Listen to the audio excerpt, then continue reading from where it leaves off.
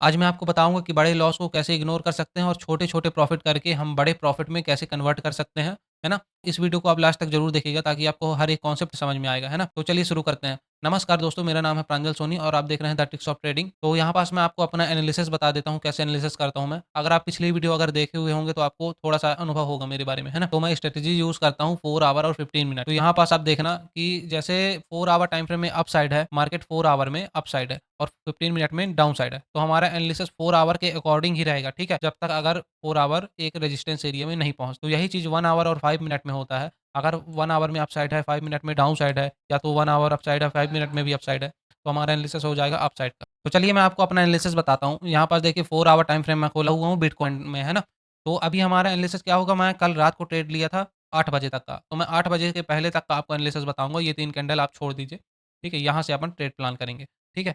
तो यहाँ पास आप देखो मार्केट में क्या दिख रहा है, एक बार ट्रैप दिखा, दूसरी बार ट्रैप दिखा, ठीक है? और यहाँ पास एक क्या एरिया है, रेजिस्टेंस एरिया ट्रेंड लाइन है, लेकिन ये एकदम टच नहीं किया है ना? और ऊपर भी एक ये रेजिस्टेंस एरिया है।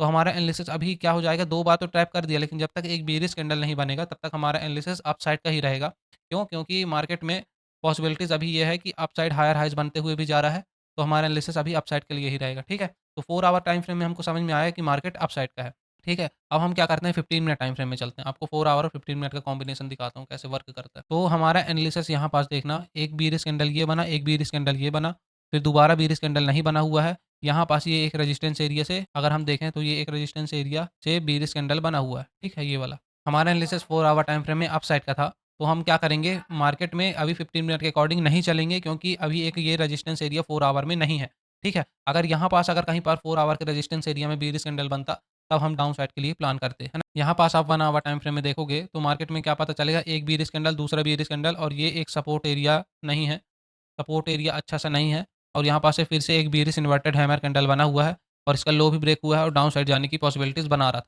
तो हमारा एनालिसिस 1 आवर टाइम फ्रेम में क्या हो जाएगा, डाउन साइड का हो जाएगा, ठीक है?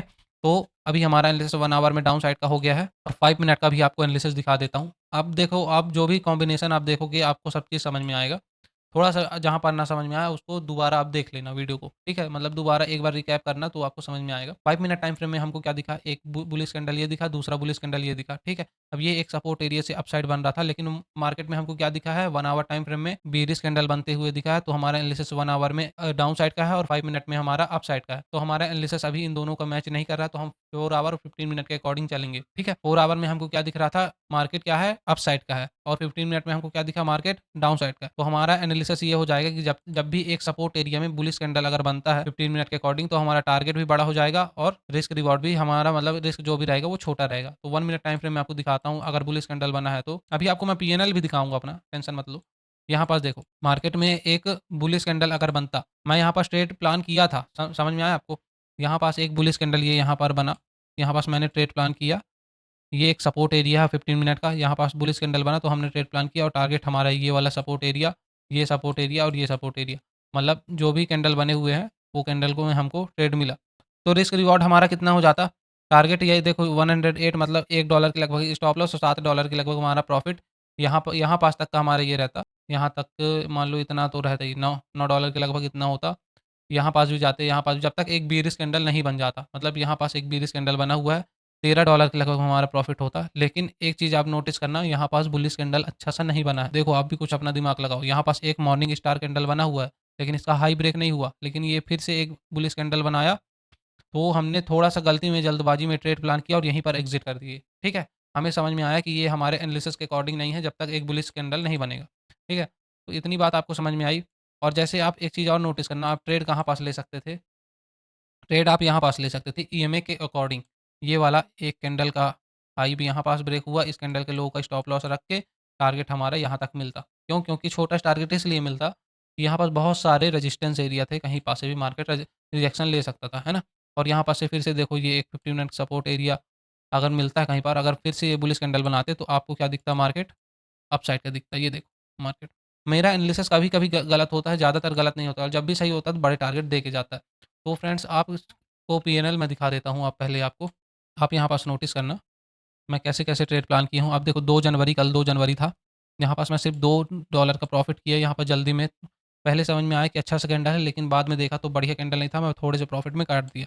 ठीक है? उसके पहले ट्रेड लिया था ऐसे यही एनालिसिस करके, है ना? कौन से 29 दिसंबर को लिया था, $8 के लगभग प्रॉफ़िट हुआ, 29 दिसंबर को लिया, $2.38 $6.81 मतलब देखो, हम यही छोटे थोड़े से एनालिसिस करके 15 मिनट और 4 आवर का एनालिसिस करके आपको सिर्फ़ सपोर्ट रेजिस्टेंस समझने की ज़रूरत है, जो कि मैं आपको समझाया हुआ हूँ, आप वीडियो देख लेना, मैं लिंक डिस्क्रिप्शन में डालूँगा। अगर आप यहाँ तक पहुँच गए हो तो आप ज़रूर देखोगे, मुझे उम्मीद है। तो ठीक है? तो यही देखो फ्रेंड्स, मैं लॉस भी करता हूँ ना कभी-कभी, तो बड़े लॉस नहीं करता हूँ, छोटे ही लॉस करता हूँ। आप यहाँ पास देखो, $2 $3 के लगभग लॉस रहता है, लेकिन प्रॉफ़िट हमारा $6 $8 है ना? ऐसे ही रहता है। ठीक है फ्रेंड्स, तो आज की वीडियो में आपको समझ में आ गया होगा कि हम कैसे रिस्क मैनेज कर सकते हैं। तो $151 जो है, $125 हमारा कितना हो गया? $125 151 मतलब $26 के लगभग अभी प्रॉफ़िट में चल रहे हैं, 15 दिन हो गया हमको। ठीक है? देखो यार, मैं एकदम रियलिस्टिक बात कर रहा हूँ, कोई भी अपना प्रॉफ़िट नहीं दिखा रहा हूँ कि मैं सिर्फ़ आपको प्रॉफ़िट दिखा दूँ, ऐसा बिल्कुल नहीं करूँगा मैं। अब जो भी देखोगे आप एकदम रियल चीज़ देखोगे। ठीक है? Thank you. आज की वीडियो में बस